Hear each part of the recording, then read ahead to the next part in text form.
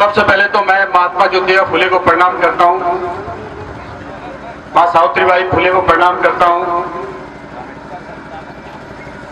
और हमारे समाज में जन्मे महान संत लक्ष्मीदास जी महाराज को प्रणाम करता हूँ और आज इस मानपुर की धरती को प्रणाम करता हूँ जिसने मुझे पहली बार आने का मौका दिया। और मेरे मंच पे विराजमान सभी समाज की गौरव, समाज के सिरमौर आदरणीय जिलाध्यक्ष जी, पूर्व जिलाध्यक्ष जी और मेरे साथ आए हुए सभी महानुभाव और साथियों, मेरे यहाँ जो दिख रहे मेरे माई बाप, मैं उनको भी प्रणाम करता हूँ और मेरे युवा साथियों और मेरी माँ और मेरी बहनों, मैं आप सभी लोगों का धन्यवाद करता हूँ कि आप लोगों ने बहुत सुंदर कार्यक्रम रखा और जो ये कार्यक्रम किया, जिन आयोजकों का मैं दिल से धन्यवाद करता हूं क्योंकि आयोजन करना बहुत मुश्किल होता है। साथियों, समय बहुत कम है, आगे बहुत दूर जाना है, धौलपुर तक आज का सफर है मेरा, धौलपुर पहुंचना है, इसलिए मैं आपको दो घटनाएं बताकर जाऊंगा और उम्मीद है कि जो आगे आने वाली जो आपकी कार्यकारिणी है, जो बनाई है आपने, वो बहुत अच्छा काम करेगा।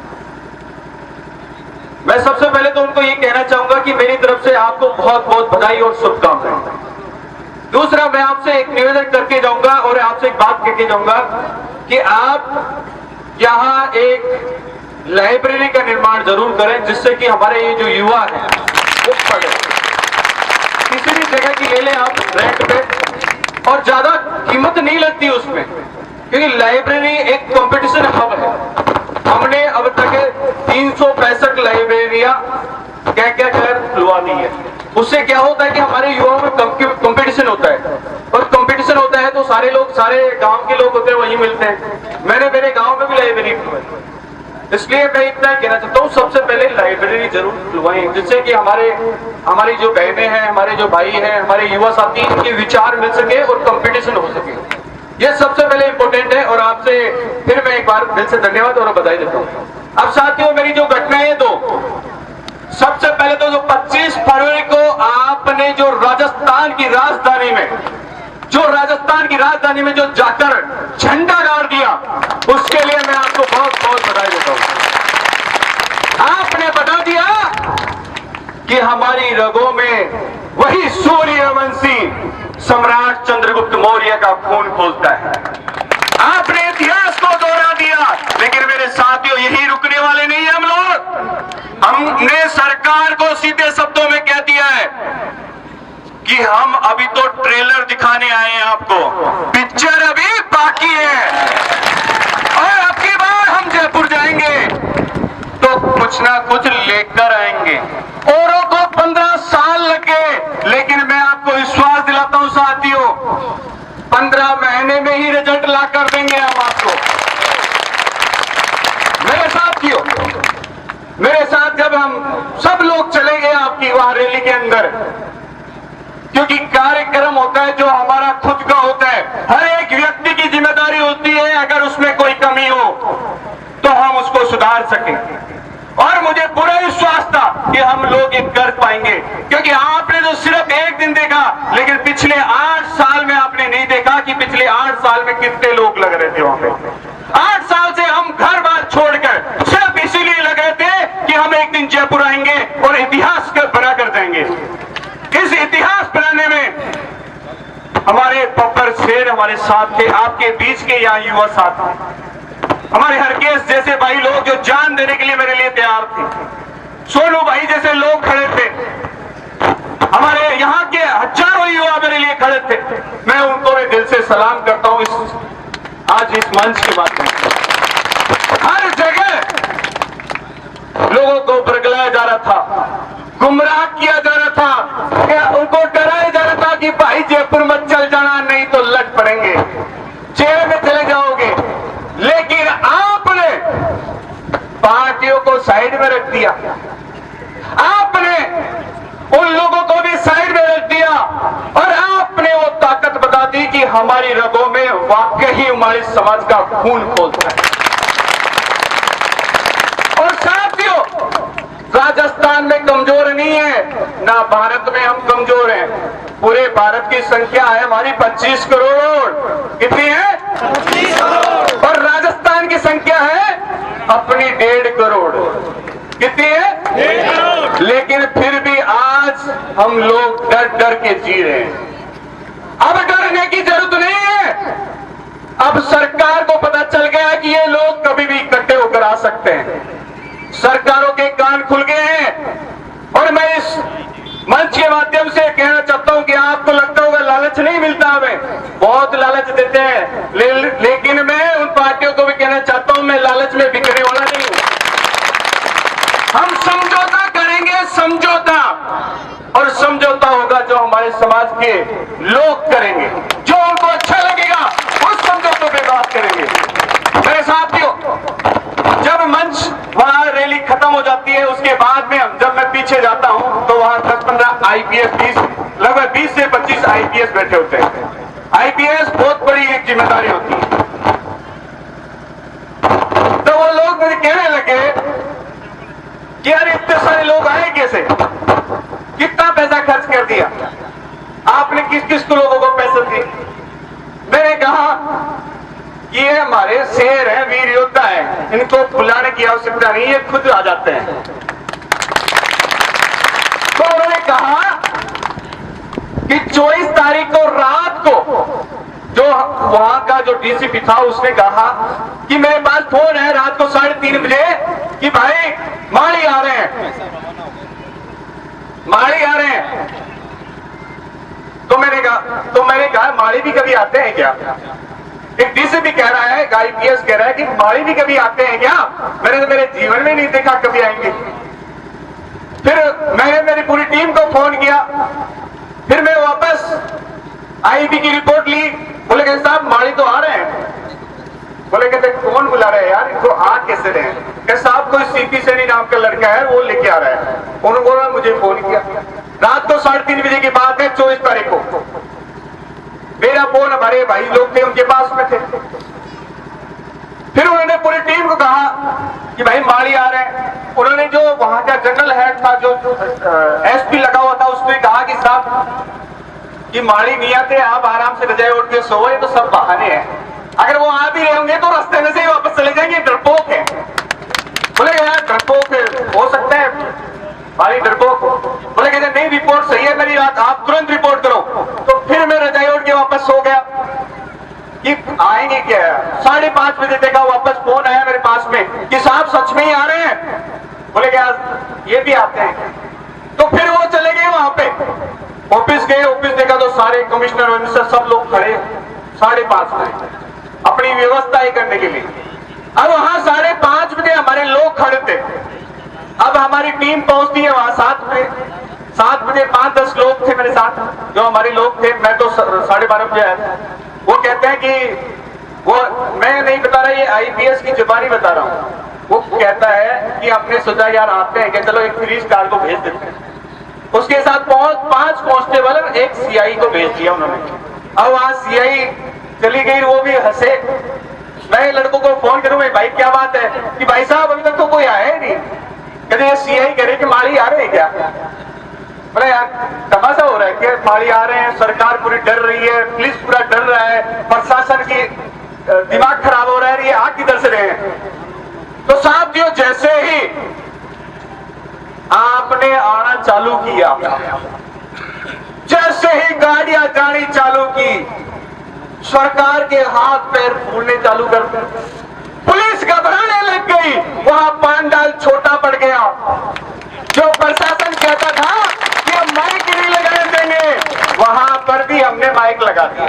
वहां माइक लगाने की परमिशन नहीं होती है, वहां दरी बिछाने की परमिशन नहीं होती है, लेकिन अचानक से तुरंत सुबह 10:30 बजे व्यवस्था की। और जब उन्होंने बताया कि एक एसपी आके व्यवस्था संभालने लग गया, 2 संभालने लगे, 3 संभालने लगे, पूरा जयपुर का पुलिस महकमा वही खड़ा हो गया आपके लिए।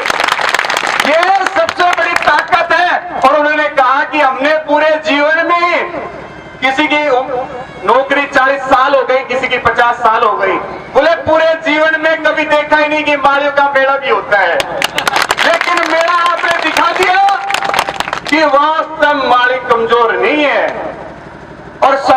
को भी मजबूत कर दिया आपने और सीएम को भी मजबूत कर दिया और उन्हें भी बता दिया कि माली कमजोर नहीं है। आपको भी कभी आवश्यकता पड़ेगी तो हम आपके लिए भी आ जाएंगे, लेकिन फिलहाल हमारी जो 11 सूत्रीय मांगे हैं वो पूरी कर दो। इसलिए मेरे साथियों, मैं आज सिर्फ समय कम है, 5 मिनट और बाकी है, अभी मेरे टाइम दिया उसमें 5 मिनट और बाकी, तो इतना ही कहना चाहता हूं कि अब हमने जयपुर की राजधानी में तो सब कुछ करके दिखा दिया। अब बारी है हमारे जिला हेडक्वार्टर पर शक्ति प्रदर्शन की। 28 तारीख से हम इसका शुभारंभ कर रहे हैं अलवर से। 28 तारीख को अलवर हम कूच करेंगे और वह संख्या दिखाएंगे लाखों की। उसके बाद में हम भरतपुर, दौसा, करौली, हर जगह की तारीख डिसाइड हो चुकी है, लेकिन आपको ये तारीखें कल दे दी जाएगी। जिला हेडक्वार्टर पे तारीख बताएंगे ताकि कलेक्टर और एसपी यहाँ के जो थाने इंचार्ज है वो भी आपको समझने लग जाए, क्योंकि मैं रोज देखता हूं उस समय बहुत पीड़ा होती है। कभी मेरे भाइयों को गोली मार दी जाती है, कभी उनके घर में घुसकर उनको मार दिया जाता है, कभी मेरी बहनों की इज्जत लूट ली जाती है, कभी माओ को मार दिया जाता है। रोज की घटनाएं देखकर बड़ी पीड़ा होती है, लेकिन साथियों ये पीड़ा जब खत्म होगी जब हम जिला हेडक्वार्टर पर बता देंगे कि अगर अब की बार ऐसी घटना हो गई तो हम आपको बता देंगे कि हम क्या है और हमारी औकात क्या है। तो इसलिए साथियों, आज से अगर आपके दिल और दिमाग में कोई डर है तो उसको निकाल देना। अगर आपके साथ कोई भी अत्याचार होगा, अन्याय होगा, तो सबसे पहले मैं खड़ा हूंगा। एक समस्या और है, मैं बता देता हूं। हमारे जितने भी लोग पढ़े लिखे हैं उनको मैं इतना ही कहना चाहता हूं कि वो आगे आए। रिटायरमेंट अधिकारी हैं उनको भी कहना चाहता हूं वो भी आगे आए और अपनी बात रखना चालू करें। हमारे साथ इस लड़ाई में कंधे से कंधा मिलाकर खड़े हो। किसी भी भाई, चाहे वो छोटा हो चाहे बड़ा हो, उसको बराबर अधिकार है इस लड़ाई में योगदान देने का। इसलिए मुझे पूरा विश्वास है जो यहाँ बैठे हैं लोग, वो सब कोई न कोई किसी न किसी चीज में मास्टर जरूर है, तो अपनी मास्टरी की दिखाएं। ध्यान रखना, ये फोन तो सिर्फ दिखाने का है, ये फोन को सही ढंग से यूज करना चालू कर दो। इसमें बहुत कुछ आता है, लेकिन फालतू की चीजों को कर दो अवॉइड। और इसमें बता दो ये फोन क्या काम है, इससे आप करोड़ों रुपए कमा सकते हो और या करोड़ों रुपए गवा भी सकते हो, पूरी जिंदगी भी खराब कर सकते हो। इसलिए मेरे युवा साथियों, क्योंकि मेरे पास युवा ज्यादा है, तो युवाओं को कहना चाहता हूं कि इस फोन को सही दिशा में काम लेना चालू कर दो, क्योंकि काका आना चाहिए, वो किधर से भी आए, चाहे वो छप्पर फाड़ के आए, चाहे राइट से आए, लेफ्ट से आए, काका आना चाहिए। काके का मतलब है पैसा आना चाहिए, और मेरा समाज में जब पैसा आएगा तो वो मजबूत हो जाएगा, और जब मजबूत हो जाएगा तो बढ़िया बढ़िया आलिशान गाड़ी घोड़े और मकान बन जाएंगे। इसलिए आज से दिमाग में एक ही बात रखा लें, फालतू का दिमाग जो है उसको अवॉइड कर दें। काका आना चाहिए। कौन आना चाहिए? काका की जरूरत है, पैसे की जरूरत है। पैसा आएगा तो आप डेवलपमेंट होंगे, और डेवलपमेंट होंगे तो हम डेवलपमेंट होंगे। जैसे अभी बता रहे थे भाई साहब कि छात्रावास हम बहुत बड़ी उपलब्धि देना चाहते हैं। अगर वो छात्रावास में आप जा जाके लोग पैसे देंगे तो हमारे बच्चे पढ़ेंगे। अरे हम 11 सूत्रीय लड़ाई क्यों लड़ रहे हैं? इसलिए तो लड़ रहे हैं कि हमने पूरा जीवन दे दिया सरकार को, टैक्स पे टैक्स दे दिया। आप ये मत सोचना कि आपने टैक्स नहीं दिया, आपने कपड़ा खरीदा उसका भी टैक्स दिया है, जो सूट पहन रखा उसका भी टैक्स दिया है। उस टैक्स के बदले में सरकार से हमें अब सुविधाएं चाहिए, वो प्यार से दे तो ठीक है, वरना हम छीन लेंगे।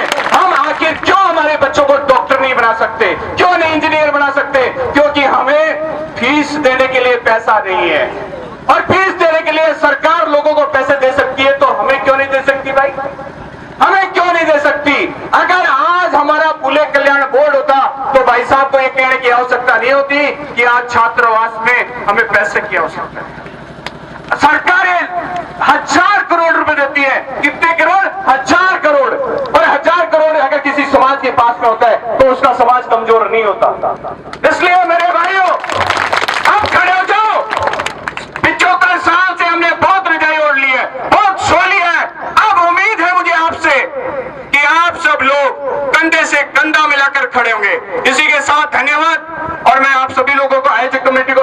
धन्यवाद करता हूं और 3 नारे जरूर लगाएंगे ताकि ये नारे लोगों को पता चलना चाहिए, क्योंकि आप लाइव चल रहे हो, आपको दुनिया देख रही है।